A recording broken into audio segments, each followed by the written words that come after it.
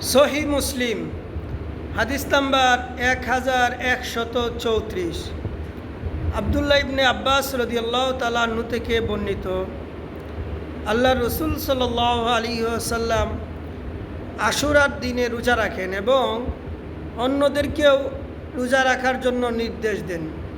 তখন সাহাবায়ে কেরাম অবাক হয়ে আল্লাহ রসুলকে বললেন যে, আল্লাহ রসুল, এই দিনে তো বিধর্মীরাও রোজা রাখে এবং তারা এই দিনটাকে মহান দিন মনে করে। এখন যদি আমরা এই দিনে রোজা রাখি তাহলে তাদের সাথে সামঞ্জস্য হয়ে যায়। তখন আল্লাহ রসুল বললেন যে, আগামী বছর থেকে আমরা 9-10 অর্থাৎ 10ই মুহররম এবং সাথে আরেক দিন মিলিয়ে রোজা রাখবো, যাতে তাদের সাথে মিলে না যায়। অর্থাৎ তাহলে আশুরার রোজা হইল দুইটা, হয়তো আশুরার দিন এবং তার আগের দিন, অথবা আশুরার দিন অথবা তার পরের দিন। আল্লাহ তাআলা আমাদেরকে আমল করার তৌফিক দান করুক, আমিন।